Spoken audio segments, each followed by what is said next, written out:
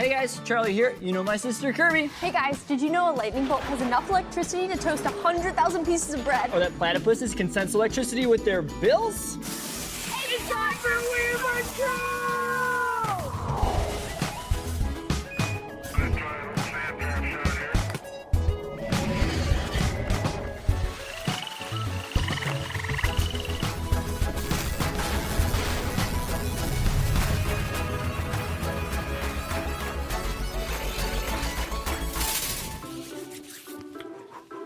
Curb, let's go for a bike ride. No thanks. I think I'm just gonna craft for now. Ah, come on. I have so much extra energy. We've been crafting inside all day. Hey guys. Hey. I'm glad you're here because Kirby's being a loaf. I'm not being a loaf. Breaking news. Storms on the way, flash floods, and downpours. Ah! I'll get the lanterns. Every time a storm rolls in, No! we lose power. This is the worst. All I want to do is go for a bike ride. All I wanna do is use my hot glue gun. What are we gonna do? The only thing we can do, Curb, we gotta find a solution to our power problem. We gotta figure out how to get the lights back on and make sure they stay on the next time a storm rolls around. So today, we're unraveling the world of electricity. Okay, electricity. Electricity. And the lights are back on. A break in the weather. Stay tuned. For now, but there's another storm coming. Curb, we can't handle another blackout. We gotta find a way to keep the lights on. So I guess we should start with electricity's history. No, we should start with the science. I think we should start with history. We usually do science and it usually works out pretty well, Curb. Think you know everything, Charles? I think I know a little about a lot of things, Curb. Oh, yeah? Yeah, but did you know this? Not many people talk about it, but electricity was never invented. It's always existed in nature. What? You've never been to South America, have you? No, why? Well, there's this place called Venezuela where they have this thing called the everlasting storm. It's a crazy intense thunderstorm that's happened almost every night for over 100 years. Thunder rolls through the sky and lightning strikes 15,000 times. Almost every single night. Boom, boom, boom, boom, boom. Well, you think that's good? There's this thing called an electric eel. They produce huge electric shocks to defend themselves. That's 5 times the voltage in a standard wall socket. It can shock a horse straight off its feet. Oh, really? Really? Wow. Well, you've heard of an elephant, right? Yeah, why? Well, there's this thing called the elephant nose fish. It's this fish that can find its way around murky waters by generating an electrical field with its tail and sensing disturbances with a special nose-looking body part that's actually a chin called A schnozzin organ. A what? A schnozzin organ. A schnoz. An organ. So animals use electricity, And humans were eventually able to do the same. but they didn't invent it. They discovered it. And it wasn't Ben Franklin or Thomas Edison. They came much later. It was actually this guy, Thales of Miletus, a Greek philosopher. You son of a gun! I am the queen of transitions. Oh, fine. We'll start with history. To the craft zone. So this guy, Thales of Miletus, discovered that when he rubbed a piece of amber with a piece of fur, it was attracted to super light things, like feathers. He discovered static electricity. It took 2,000 years before scientists discovered more things about electricity. In 1600, William Gilbert first used the word electricity. In 1752, Benjamin Franklin invented the lightning rod. In 1800, Alessandro Volta invented the first electric battery. And in 1821, Michael Faraday paved the way for the electric motor. And then came the true father of modern electricity, Nikola Tesla. You mean Thomas Edison? I think you're mispronouncing it, Curb. It's okay, because it's Serbian. It's like Tesla. Edison. Tesla. Edison. Tesla. It's Edison. Tesla. Edison! Hi, I'm Thomas Edison, the father of modern electricity. I brought the people out of darkness with a light bulb. I'm Nikola Tesla, the true father of modern electricity. Hate to break it to you, bud, but your light bulb wasn't even the first light bulb. Cities and factories were already lit with a different type of electric light. This, the arc lamp. Yours was just a bit cheaper. How dare you? How dare you? Here's the story. Edison invented the light bulb and provided a cheap way for people to light their homes. It was a big deal. This is a big deal. So he established the Edison Illuminating Company. It'll send power to people's homes and light them up, all using my system, the direct current. AKA DC current. Things were going great until Tesla arrived on the scene as Edison's assistant, and he had an idea. I've got an idea for a new type of current that can travel even further than direct current. It's called alternating current. AKA AC current. Edison hated the idea. I hate this idea. But other people didn't, the people with all the money. Well, hey there, cowboy. I love your idea, and I got like a bajillion dollars. You want to ride this pony? So they did. The World's Fair in Chicago used alternating current. The first hydroelectric plant at Niagara Falls used alternating current. It was all the rage. Edison was upset. Fewer and fewer people were using his DC current. He got angry and did some crazy things, like campaign against AC current. DC current's forever. AC current stinks. Things got a little out of hand. Soon, Edison was forced out of his company, which adopted AC current too.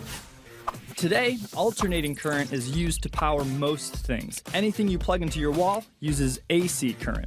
But some things, like computers and electric vehicles, use direct current with converters.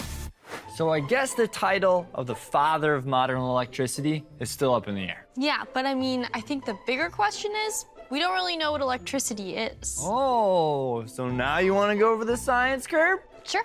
Okay. So what is electricity? Magic. I mean, what's it made out of? Magic. Come on, Curb. It's made out of electrons. Electrons are tiny particles in atoms that orbit around the nucleus, this part. When electrons move through a metal wire or something similar, that's called an electric current. When the wire makes a loop, it's called a circuit. Electrons need a complete loop to flow.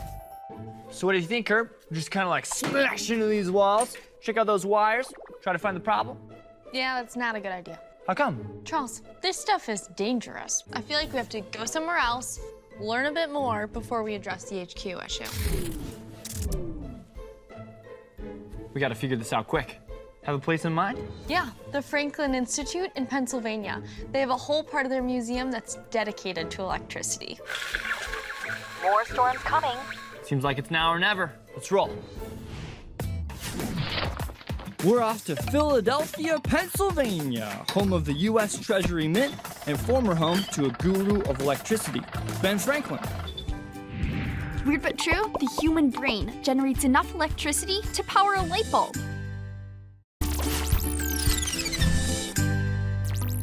Ladies and gentlemen, we've traveled all the way to Philadelphia, Pennsylvania to introduce this next guest. You may know him as the inventor of the bifocals or for being on the $100 bill. The one, The only. Ben Franklin! How you doing there, Big Ben? It's just a statue, Charles. True. We traveled all this way to visit this museum. This is the Franklin Institute, where we can learn about Benjamin Franklin and all of his research about electricity. Looks pretty sweet. Let's go check it out. Susanna Carroll is a curator and helps care for their Ben Franklin collection. Weird but true. Benjamin Franklin was an avid swimmer and invented the swim fins. Hey, Susanna, it's so nice to meet you. Hi, nice to meet you too, Hi, Charlie. I'm Kirby. Hi, Kirby. Here's the situation. Back at headquarters, the lights went out, and we're not exactly sure how to get them back on. So we're here to learn everything we can about electricity. Apparently, Ben Franklin is like the guy when it comes to electricity, right? He is the guy. At the time, were people using electricity for anything? Yeah, there was some experimentation. Franklin actually saw some experiments in Boston that really got him excited and created his own lab so that he could test all his theories. And Franklin actually developed some of the vocabulary, charge, positive and negative, that we use today when talking about electricity. That was him? That was him. Benjamin Franklin was always curious and innovative.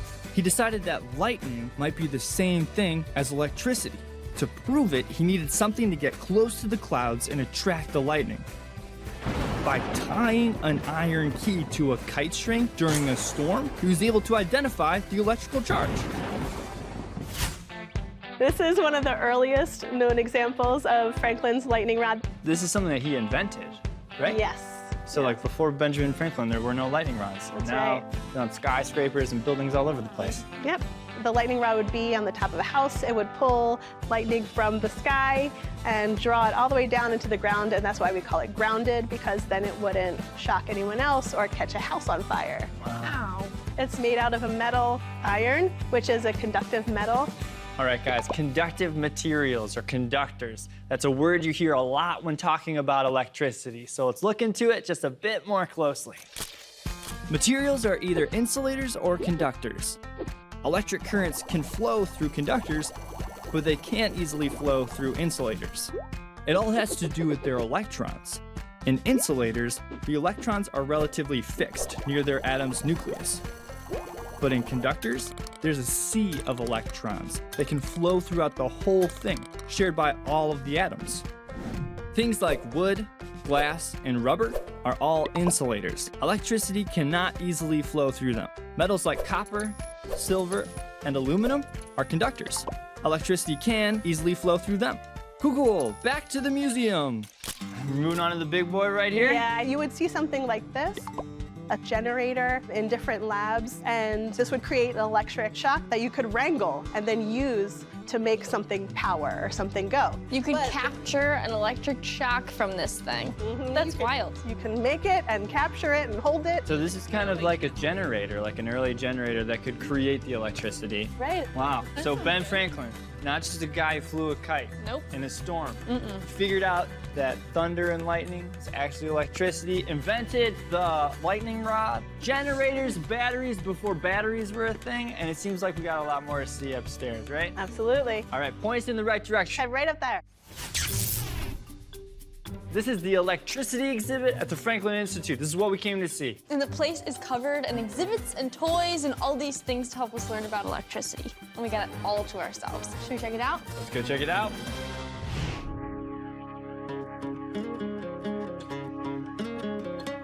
This is so cool. So by spinning this magnet around this coil of wire, we're changing the magnetic field inside of here and creating an electrical current, which can be measured with this meter right here. Electricity seems like such a magical or a weird thing, but when you boil it down, this is what it is. A magnetic force moving through a conductive wire that just moves electrons along. It's that simple. Kirb, check it out. Have you ever wondered how energy efficient light bulbs work? What's the deal with them? All right, right here, as I turn this crank, I'm generating a current through these different light bulbs. This is a normal light bulb. It's like kind of bright, right? Here's a compact fluorescent bulb. It's a little brighter, but here's an LED, energy efficient. Woo! This takes nothing. Making electricity, no problem. Barely turning it around and it's lighting up. How cool is that? It's bumping. What else Let's is go over explore there? this. This is awesome. All right, so remember how electricity flows through currents that need to be in closed loops. Well, here's a cool thing. Our bodies have conductive materials inside of them. So if I hold this ball, And I hold this one. all it takes is a little touch to complete the circuit. Ready? Boop, boop, boop, boop. And the light goes on because we're completing the loop. We are making electricity through our bodies. We are literally part of the electricity exhibit. What's next? I don't know, but I see a dance floor. As we're dancing on this dance floor, there are springs underneath the panels that are compressing whenever we stop down. We're converting all of our mechanical energy into energy that powers these lights. Yeah. So keep Move dancing. It. Move it. More dancing, more electricity. Just when we think we've seen it all at the electricity exhibit, museum guy Brittany Wickham kicks it up a notch. You're gonna love our giant Tesla coil right behind me. What?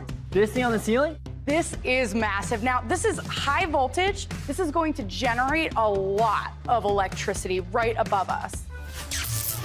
Invented by Nikola Tesla in 1883, the Tesla coil transforms electricity from low voltage to high voltage, making it easier to transport over long distances. Voltage is the force of an electric current, measured in volts.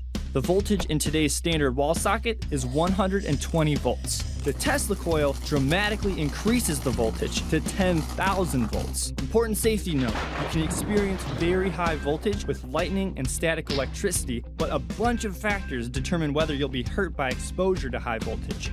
Always get adult approval before experimenting with electricity. All right, let's get the Tesla coil running. Oh man. Let her rip! Here we go.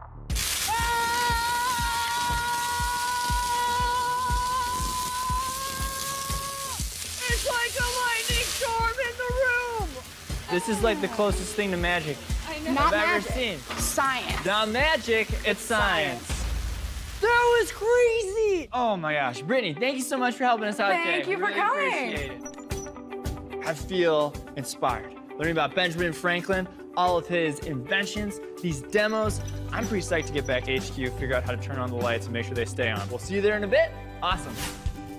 Weird but true, electricity travels fast. If you flipped a switch on Earth connected to a lamp on the moon, it would light in 1.3 seconds.